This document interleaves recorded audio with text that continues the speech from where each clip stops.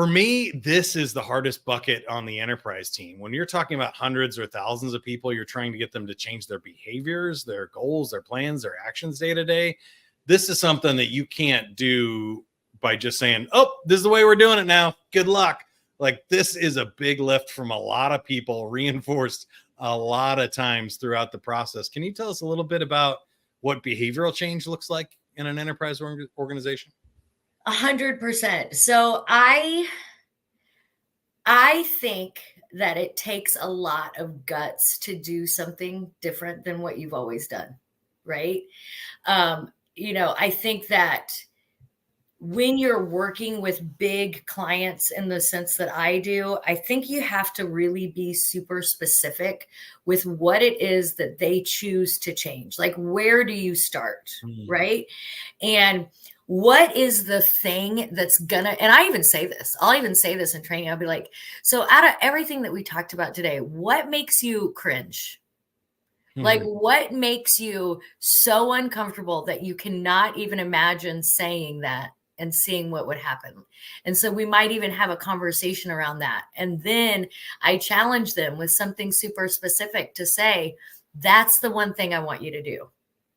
Because if it's going to make you cringe, it's going to make you uncomfortable. It's going to clearly be something that you've not typically done. And the worst thing that can happen is the conversation doesn't go really well and you can't lose something you don't already have anyway, right? Sandler rule. Yeah.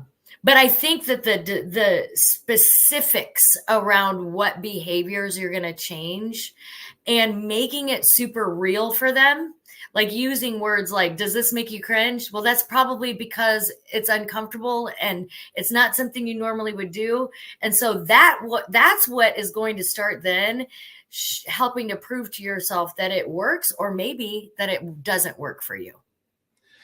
I love that. And specifically the lesson about being specific, because I think a lot of organizations, small and large, try and boil the ocean right away. And they're saying, like, we're going to change our whole sales process, all of our techniques. Everybody's going to start doing it this way. After this 2-day boot camp, all of a sudden everything's going to be magically changed. And it's just really, really hard to do. But when you get really specific, and even the hand-to-hand combat, I see in large organizations sometimes people go, oh, well, we're just going to get all 200 people on a webinar and tell them to do it this way and expect that to change too. And what it takes is one-on-one conversation, small group exercises. Like, normally your groups are 20 at a time, even if there's 100 people in the organization, so they can ask those questions. You can find out what's specifically holding them back. And then the managers having individual one-on-one conversations, or listening to the call recordings and saying, hey, you didn't do it this time. What are you going to do differently next time? That's really where you start making the measurable behavioral changes one at a time, in very specific small parts of it that add up to a big change over time or over a lot of people. And making it feel safe to mess up, right? Like, kind of being self-deprecating in the sense, like, I'll never forget my first Sandler sales call. Like, my background, we're going to get into this a little bit more, but my background, I was a SaaS frontline salesperson in SMB, then mid-market, then great big enterprise clients. So I was not a bad salesperson, right? Like, I was kind of good at what I did. And then I started to get Sandler trained. And to your point, I changed everything.